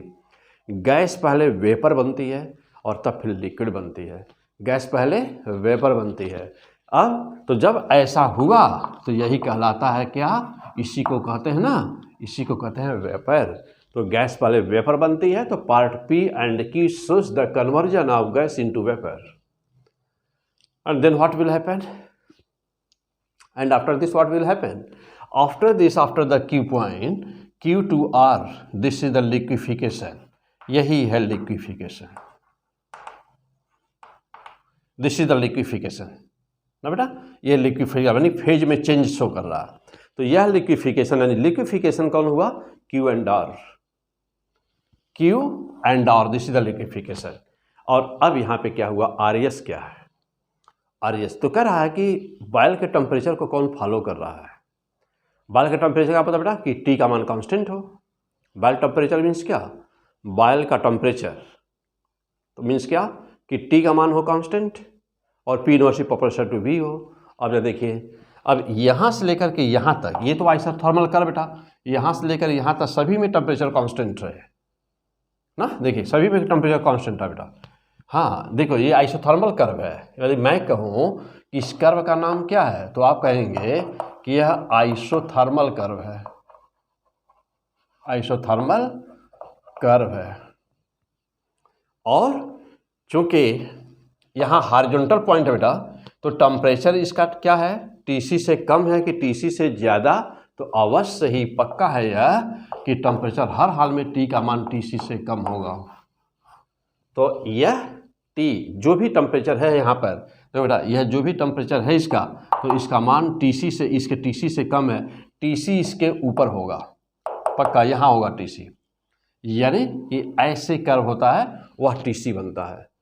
मीन्स कि जिसमें हॉरिजॉन्टल पार्ट न आवे वह लाइन, वह आइसोथर्मल कर्व जिसमें हॉरिजॉन्टल पार्ट न हो. तो जिसमें देखो ना, यह Q और R वाला जहाँ जीरो हो जाए वही समझिएगा कि Tc है. देखिए अब यहाँ पर हॉरिजॉन्टल पार्ट जीरो दिख रहा है ना. मैं ऐसे गैस बना दूँ इस तरह से बेटा, तो यहाँ देखिए हॉरिजॉन्टल पार्ट नहीं है ना इसमें. तो हॉरिजॉन्टल पार्ट नहीं है तो ये बनेगा क्या? ये बनेगा Tc. तब ये बनेगा Tc. तो दिस इज द फेज. तो this it is sure, be sure and it is sure that the temperature of this gas is less than Tc because there is a large there is a large horizontal line Q and R, large portion of the conversion of the vapor into liquid. Fantastic. क्या पढ़ा बेटा? P100 physics. Okay, मैं SD Pandey, SDP sir, बच्चे प्यार से SDP sir कहते हैं. Okay बेटा, ओके, कम ऑन. नेक्स्ट, अब और आगे बढ़ा जाए बेटा, आगे और बढ़िए. कहाँ पर बेटा? R और S पर आ जाइए. चलिए, R S क्या शो कर रहा? सिंपल, T कांस्टेंट है, P inversely proportional to V curve है, देख रहे हैं. तो यह पोर्शन कैसा शो कर बेटा? यह कैसा ग्राफ है? यह पैराबोला की hyperbola? Hyperbola. Hyperbola, not parabola. This is the hyperbola. Why it is so? Because P proportional to 1 upon V, P proportional to 1 upon V and T equal to constant. This is the Boyle's law. Okay, so therefore this portion RS, ध्यान देना बेटा, RS portion shows the Boyle's law, and therefore the required answer is where? The required answer is this portion QR, and Boyle's law is here. The answer is QR and RS. The answer is QR and RS. देखिए बेटा, QR and RS यहाँ कहीं है? QR पहले नहीं है. तो पहले हमारा शब्द है लिक्विफिकेशन, और तब फिर शब्द है मेरा बॉयल्स लॉ. तो लिक्विफिकेशन पहले होना चाहिए, QR होना चाहिए मेरे ऑप्शन में बेटा. देखो, पहले शब्द नहीं है QR, ये नहीं हो सकता. यहाँ ये भी नहीं हो सकता. तीसरा option RQ and RS, RQ and RS. Yes, this is the correct answer. And QR and PQ, no, wrong. पहला ये पोर्शन तो सही है, लेकिन ये गलत है. और यहाँ पर RQ means this and RS this. Yes, fantastic. This ए भी सही, ए भी सही. तो ये था हम लोग का एक्सप्लेनेशन. ये वांडरवॉल के लिक्विफिकेशन पर पूछा गया क्वेश्चन आपके एग्जाम में ऑलरेडी पहले ही आ चुका है. हो गया बेटा? चलिए और आगे बढ़ते हैं.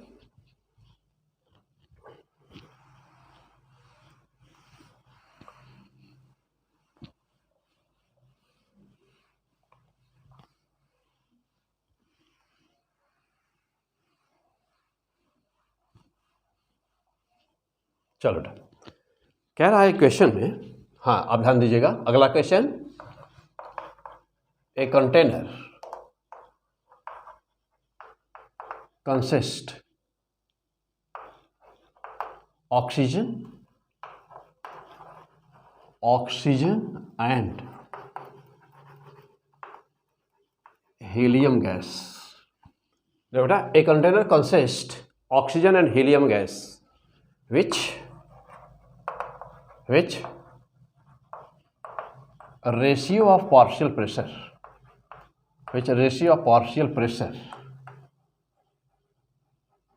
is 4:3. Ratio of partial pressure is 4:3. Okay. What is ratio of their, what is the ratio of their energy? What is the ratio of their energy? Okay, temperature is 27 degrees Celsius. Okay, मार दीजिए इनसा फटाफट. हाँ, फटाफट इनसा मार उठा. Temperature 27 degree Celsius, यानी कि जो कंटेनर है, कंटेनर की एनर्जी, कंटेनर है बेटा, कंटेनर का टेम्परेचर 27 डिग्री सेल्सियस. दो गैसेस हैं, कौन सा? Oxygen and helium. विच देखिए, और पार्शियल प्रेशर का रेशियो दिया गया बेटा 4:3. 4:3. What will be the ratio of energy? Ratio of energy, ध्यान दीजिएगा, रेशियो ऑफ एनर्जी बार दिन, सही गलत नहीं होना चाहिए, बहुत ही सिंपल क्वेश्चन है। हो गया, आइए आंसर बेटा, आंसर बहुत ही सिंपल ना, पार्शियल प्रेशर का रेशियो तो जानते हो क्या कि P बराबर क्या होता है बेटा, ना P बराबर क्या होता है, तो जानते हो कि कहीं पर भी P बराबर होता है क्या, 2/3E होता ना। देखिए P बराबर क्या होता है बेटा, 2/3E होता, और यह E होता क्या है, क्वेश्चन यह है कि यह E क्या होता है। हाँ, E क्या होता है, तो देखिए E को क्या बोलते हैं हम लोग, E यहाँ पर एवरेज लगाएंगे, यहाँ पर K लेंगे, तब ये पूरा सही बनेगा बेटा, पूरा नाम। अब यह हम आपको बताए थे कि यह याद रहना चाहिए आपको, तो P बराबर क्या हुआ, 2/3E, ये क्या है, average translational okay kinetic energy per unit क्या, वॉल्यूम, पर यूनिट वॉल्यूम ना, ये होता है बेटा। आ जाओ, अब जैसे मान लीजिए कि पर यूनिट वॉल्यूम, तो पूरे गैस का वॉल्यूम यदि मान लो 1 यूनिट वॉल्यूम की, लेकिन टोटल एनर्जी कितनी हो गई, टोटल एनर्जी की यदि बात करें कि टोटल एनर्जी कितनी हो गई, तो पर यूनिट वॉल्यूम की एनर्जी ये है, पर यूनिट वॉल्यूम की एनर्जी ये है ना।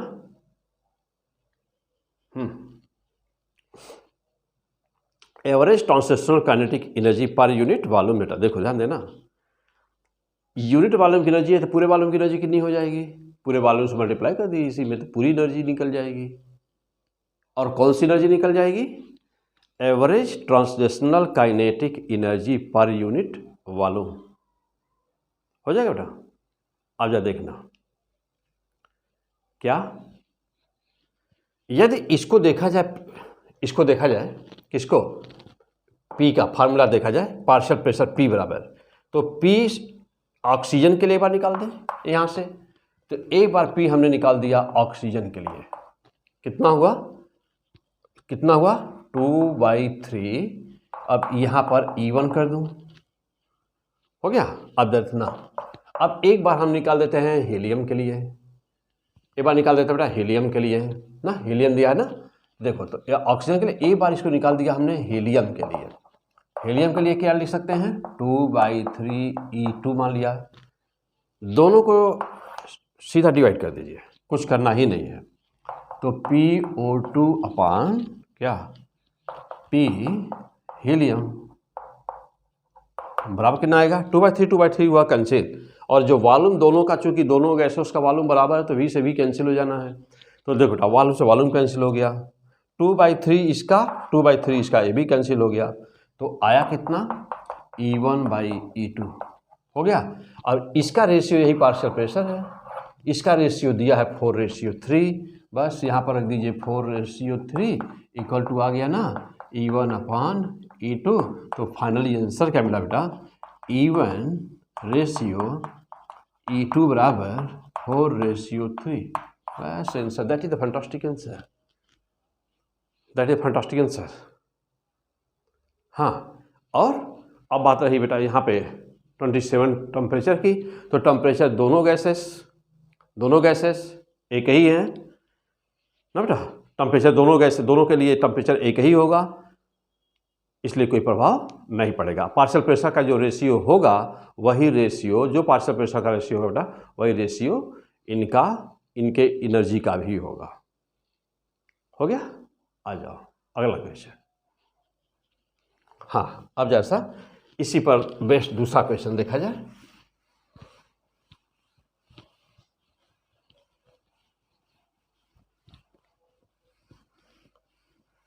प्रेशर और काइनेटिक एनर्जी या टोटल एनर्जी में क्या रिलेशन होता है, तो यह इस पर क्वेश्चन हम पीछे भी बेटा बहुत ज़्यादा करा चुके हैं, है ना। आ जाओ देखो, आइए कुछ और भी ऐसे क्वेश्चंस पर देखो, बहुत इंपॉर्टेंट क्वेश्चंस यहाँ पर कुछ दिया है। आइए देखा जाए क्या है, ये आया है एग्जाम में आपके। ये वेसल कंटेन, ध्यान देना बेटा, बहुत ही एकदम बिल्कुल इससे मैच करता हुआ क्वेश्चन है। ये वेसल कंटेन, ये वेसल कंटेन, कह रहा क्वेश्चन बेटा कि ये vessel contain 1 mole oxygen 2 mole nitrogen, 1 mole oxygen and 2 moles nitrogen. Okay, 2 mole nitrogen at 300 Kelvin. At 300 Kelvin. अब आपसे पूछ क्या रहा है, the ratio of average kinetic energy, the ratio of average kinetic energy, देखिए per degree of freedom, per degree of freedom.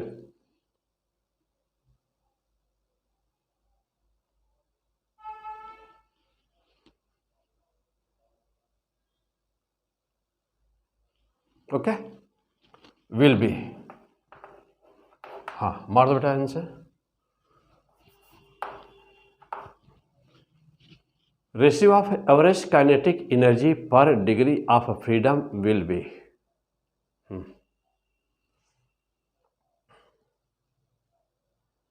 एक शब्द और ध्यान देना बेटा, रेशियो ऑफ एवरेज, यहाँ पे एक शब्द और रहेगा बेटा, क्वेश्चन में एक शब्द और दिया हुआ है, of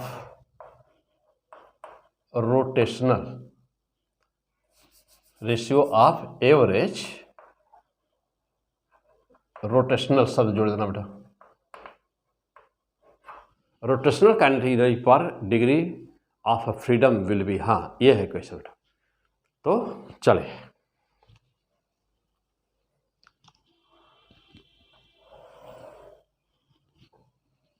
average rotational kinetic energy का रेशियो पूछ रहा है, ध्यान दीजिएगा, ट्राई टू डू, सॉल्व कर लीजिए। हो गया, आइए क्या है कि बेटा, चलो बेटा अब मैं शुरू करता हूँ, आ जाओ देखो, कह रहा है कि vessel contain 1 mole oxygen and 2 mole of the nitrogen eight 300 kelvin, है ना बेटा, 300 केल्विन। ओके, टेम्परेचर 300 केल्विन है। The ratio of average rotational kinetic energy ना पर डिग्री ऑफ फ्रीडम, एक मिनट बेटा, रोटेशनल शब्द नहीं सही पड़ेगा यहाँ बेटा, हाँ क्वेश्चन में थोड़ा मिस्टेक है, सही कर लीजिए क्वेश्चन, तो सही कर लो बेटा, थोड़ा सा क्वेश्चन को सही कर लिया जाए। हाँ बेटा आ जाओ देखो, तो 300 केल्विन, द, फिर से देखिएगा, द रेशियो ऑफ एवरेज ना, एवरेज ट्रांसलेशनल सही होना चाहिए बेटा, यहाँ पे रियल शब्द यहाँ पर होगा बेटा, ट्रांसलेशनल थोड़ा मिसप्रिंट है किताब में, जो जहाँ पर उन्होंने लिखा ना क्वेश्चन जिस एग्जाम में आया हुआ है, तो वहाँ पर कुछ मिस्टेक होगा बेटा। तो ratio of average translational energy यहाँ पर क्वेश्चन बनेगा। हाँ अब कोशिश करो बेटा, हाँ अब कोशिश करिए,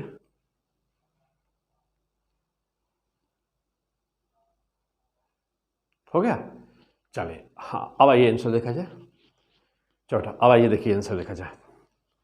जानते हो कि एनर्जी E बराबर कितना होता है, एनर्जी एक मॉलिक्यूल की एनर्जी कितना होता है ना, तो ये vessel contain 1 mole oxygen and 2 mole nitrogen eight 300 kelvin, the ratio of average translational energy, average translational है, तो बहुत ही सिंपल क्वेश्चन, क्या कि ट्रांसलेशनल एनर्जी जो भी होगी, तो जानते हैं आप कि चाहे वह मोनो हो, चाहे वह डाई हो, चाहे वह पॉली हो, सबकी ट्रांसलेशनल काइनेटिक एनर्जी का मान एक ही होता है यदि टेम्परेचर समान है तो। क्योंकि सबके लिए वैल्यू ई की मान कितना होता है 3/2 kT।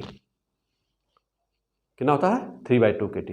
मालिक्यूल है ना, एक मालिक्यूल है ना बेटा, तो सबके लिए वैल्यू जो होगी ई के वैल्यू जो होगी वह 3/2 kT ही होगी एक मालिक्यूल की।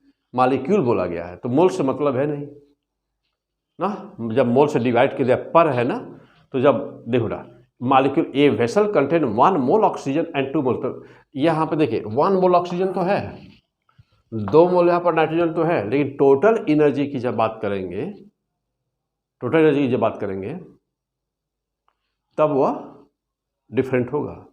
लेकिन यहाँ कह रहा है ना कि the ratio of average translation energy per degree of freedom, एक डिग्री ऑफ फ्रीडम का, किसका किसका, ऑक्सीजन और किसका बेटा, नाइट्रोजन। अब जरा देखिए, चूंकि ऑक्सीजन नाइट्रोजन दोनों डायटॉमिक हैं, तो यहां पर हाँ, अब बात है ट्रांसलेशनल एनर्जी की, तो बात तो ट्रांसलेशनल की, तो दोनों तो 3/2 ही रहा, 3/2 kT। अब मोल की यदि बात करें, एक मोल की टोटल एनर्जी निकाल देते तो दूसरा क्वेश्चन बन जाएगा, लेकिन चूंकि हम लोग को एवरेज ट्रांसलेशनल एनर्जी ही लेना है बेटा, तो 3/2 kT हो गया। क्लियर। अब हाँ, डिग्री ऑफ फ्रीडम दिमाग में, अब आपको हो सकता है दिमाग में आ रहा हो कि डाई के लिए तो 5 होता है ना, तो डाई के लिए 5 होता है बेटा, बिल्कुल सही है, लेकिन डाई के लिए 5 में 3 ट्रांसलेशनल और 2 रोटेशनल है, तो यहाँ रोटेशनल नहीं है ना, यह ट्रांसलेशनल पूछा है क्वेश्चन में। तो जब ट्रांसलेशनल क्यों, क्योंकि ट्रांसलेशनल डाई में भी है और ट्रांसलेशनल मोनो में भी है, तो ट्रांसलेशनल का रेशियो पूछेगा। रोटेशनल मोनो में होता ही नहीं, मोनो में 0 होता है, वह केवल डाई में है और पॉली में है, इसलिए इस क्वेश्चन में क्या हुआ, चेंज किया गया, ट्रांसलेशनल शब्द होना चाहिए। क्यों, क्योंकि ऑप्शन में 0 नहीं है कोई। ओके, चलो बेटा देखो, तो ई बराबर 3/2 kT हो गया। अब ये किसके लिए हुआ, पहले वाले का, दूसरे वाले के लिए दूसरा नाम नाइट्रोजन का है, ये ऑक्सीजन मान लेते हैं इसको। नाइट्रोजन की यदि बात करें तो EN2 नाइट्रोजन का, उसका भी 3/2 kT ही हुआ ना, ये कौन सा,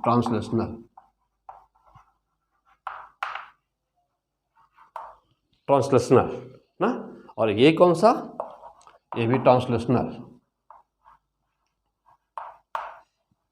अच्छा, एक चीज और है, कह रहा है कि energy per degree of freedom, ये तो कुछ सोचना ही नहीं है, पर डिग्री ऑफ फ्रीडम बेटा, तो यह तो टोटल है ना, ये ऑक्सीजन ट्रांसलेशनल का टोटल है। अब पर डिग्री ऑफ फ्रीडम करेंगे तो 3 से डिवीजन कर देंगे, तो ये बटा 3 कर दिया, यहाँ पर भी बटा 3 कर दिया, यानी ये भी कितना आया, ½ kT, और ये भी कितना आया, ½ kT। The final answer will be what, the final answer E1/E2 equal to क्या हुआ, 1:1। यदि पर न भी होता, देखो बेटा, यदि पर 3 ट्रांसलेशनल की डिग्री ऑफ फ्रीडम 3 होती है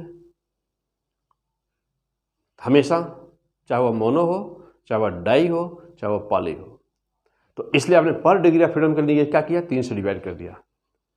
या सीधे कह देते, इतना लंबा जाने की क्या जरूरत, कि पर डिग्री ऑफ फ्रीडम ½ kT होता है, तो हाफ भी हुआ उसका और हाफ ही हुआ इसका, तो हाफ और हाफ kT बटा ½ kT, क्योंकि टी का मान दोनों के लिए बराबर है, तो ½ kT और ½ kT दोनों का ratio 1:1, that is the answer, 1:1, that is the answer. Okay, आइए अगला क्वेश्चन, नेक्स्ट।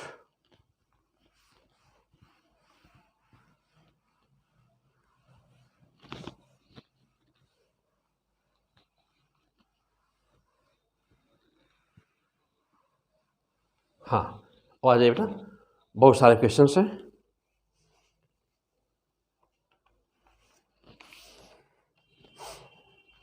चलिए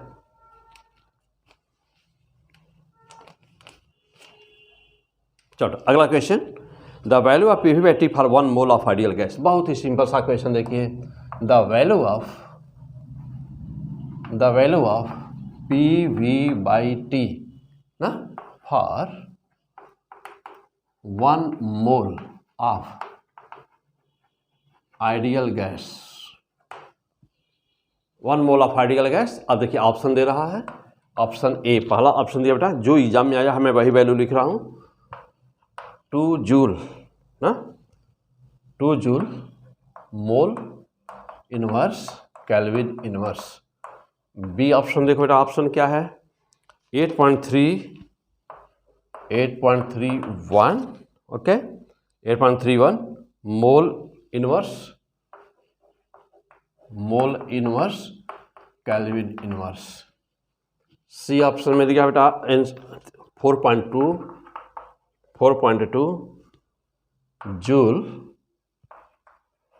joule mole inverse kelvin inverse. और डी ऑप्शन दिया बेटा, D option 2 calorie mole inverse kelvin inverse. हाँ मार दीजिए आंसर। बहुत ही सिंपल सा क्वेश्चन, हाँ लेकिन छोटी सी गलत हो जाती है एग्जाम में, पहले से नहीं देखे होते हैं तो गलत हो जाता है, छोटी सी चीज़ आती है बेटा गलत हो जाती है, तो थोड़ा सा हाँ आंसर मार दीजिए तो फटाफट।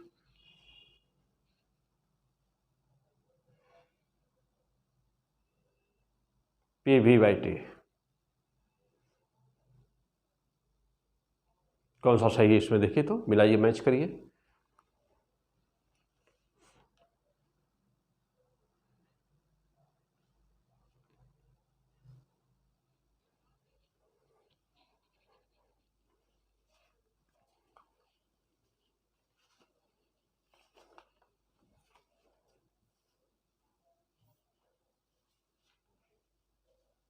हो गया ना, चलिए विच वन इज द करेक्ट, हाँ जल्दी करिए, अपना एक निशान लगा दीजिए कहीं पर, जो भी आपको सही लगता हो निशान लगाइए। लगा दिया, आइए देखो बेटा, the value of P V by T for 1 मोल, बहुत ही सिंपल सी बात बेटा, पी वी बाई टी देखो बेटा, पी वी बराबर जानते होता है N R T, this is the ideal gas for ideal gas. N की वैल्यू दे रहा है 1 मोल, एन की वैल्यू है 1 मोल है ना, तो पी वी बराबर क्या हुआ, आर टी, ले सकते हो आराम से। अब देखो बेटा पी वी बराबर आर टी हो गया, आपसे क्या कहा है, पी वी बाई टी बराबर R, P V by T बराबर आर हो गया। अब ये आर की वैल्यू कितनी होती है, तो मैं तो पीछे बताया हूँ आपको बहुत सारी बार, कई बार हम लोग लिख चुके हैं, कई बार एग्जाम्पल न्यूमेरिकल में आ चुका है, आर की वैल्यू यूज करना रहा। आर की वैल्यू कितनी होगी बेटा, आर बराबर होता है 8.31 जूल पर मोल kelvin, this is the standard SI unit, means joule पर मोल केल्विन, जूल पर मोल केल्विन। अब एक तो ये हुआ, जानते हो कि जूल को यदि 4.2 से डिवीजन कर दिया जाए, 4.2 से डिवीजन कर दिया जाए तो अप्रॉक्सीमेट कितनी वैल्यू आती है, R you can write R equal to 8.31 upon 4.2 से डिवीजन कर दिया जाए तो जूल बन जाएगा किसमें, कैलोरी में। तो अब ये बन गया क्या, कैलोरी पर मोल केल्विन, तब ये बन जाएगा। तो आर बराबर दूसरा जो आ सकता है वो कितना आ सकता है, लगभग 2 टाइम्स होता है, 1.92 के आसपास आता है, नियर अबाउट 2 लिखते हैं ना इसको, 1.92 आएगा डिवीजन करने पर, उसको अप्रॉक्सीमेटली 2 माना जाता है बेटा। तो अप्रॉक्सीमेटली 2 क्या लिख सकते हैं, केल्विन क्या, मोल इनवर्स केल्विन इनवर्स, मोल इनवर्स केल्विन इनवर्स। ओके, अब ये दो में से कोई एक ऑप्शन, कोई भी, अब यह यदि ऑप्शन में है बेटा, देखो यदि ये है तो इसमें मार दिया जाए, यदि ये है तो इसमें मार दिया जाए ना। सिंपल सी बात है, बहुत ही सिंपल सी बात है। ठीक, अब जरा देखिए यहाँ क्या दिया है 2 जूल मोल केल्विन, रॉन्ग है, गलत है। यहाँ देखिए 8.31 मोल केल्विन, ये तो यूनिट ही गलत है। यहाँ पर जूल होना चाहिए ना, जूल नहीं है, तो ये वैसे ही गलत हो गया, वह तो सीधे गलत हो गया। अगले पाइए 4.2 तो कहीं आने का सवाल है नहीं है। अब जा देखिए 2 calorie mole inverse, calorie inverse, ये fantastic, this is the answer. Calorie में हाँ, यदि यहाँ जूल लिखा जाता तो ये सही हो जाता, लेकिन जूल छोड़ दिया गया है। This will be the correct answer. हो गया, चलिए अगला question.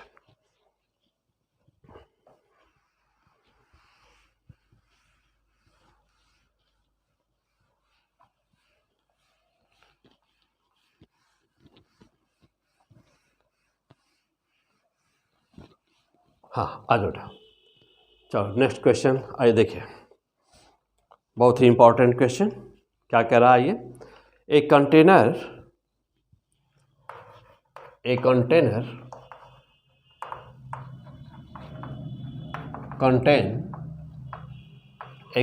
contain a mixture of 3 gases.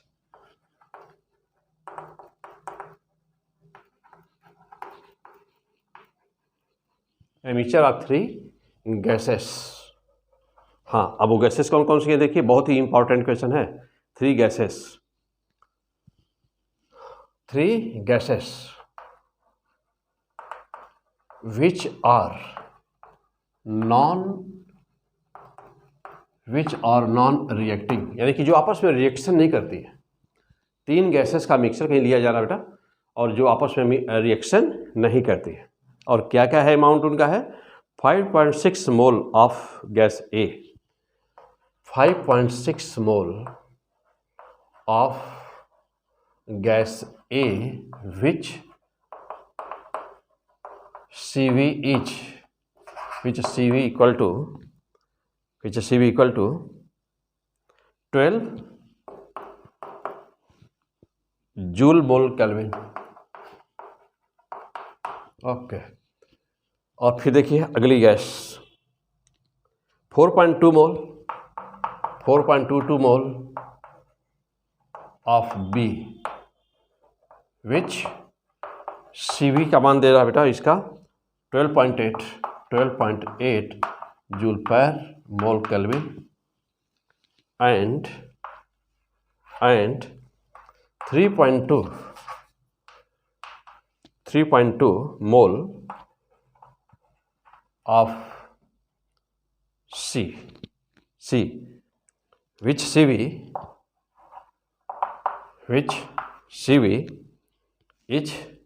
equal to 20.0 joule पर मोल केल्विन।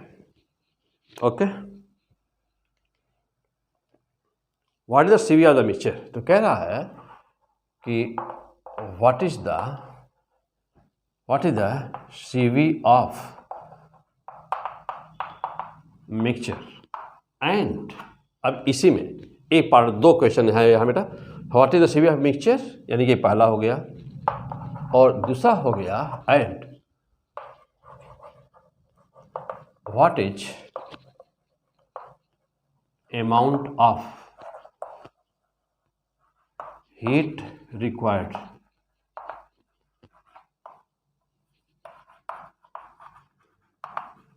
टू reach टेम्परेचर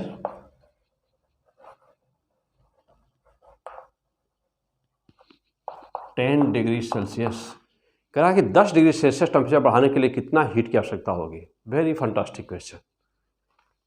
चलो बहुत ही इंपॉर्टेंट। हाँ, तो अब जब कभी भी ऐसे क्वेश्चन आ जाएंगे, ऑलरेडी ये एग्जाम में आया हुआ है, पहले ही आया है, तो कभी कभी ऐसे क्वेश्चन दे दिए जाते हैं, थोड़ा सा कैलकुलेटिव होते हैं, यानी कि जिनको गुणा भाग करने में थोड़ा सा समय लग जाता है बेटा।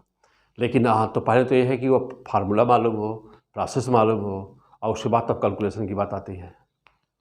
चलिए जल्दी से करिए। इस क्वेश्चन को सॉल्व करने के लिए आप 2 मिनट का समय लीजिए। ठीक है। आप इस क्वेश्चन को सॉल्व करने के बाद 2 मिनट का समय लीजिए, वीडियो को वहीं पर रोक दीजिए, रोक करके सॉल्व करके आंसर निकालिए और अब आइए आंसर मिलाइए। आगे बढ़े, चलो बेटा। तो हाँ, थोड़ा सा कैलकुलेशन है इसमें बेटा, थोड़ा कैलकुलेशन है, करना पड़ेगा। हो गया, चलिए आइए आंसर मिलाइए। तो हाँ, आज देखो ये नीचे हटा दे लाइन,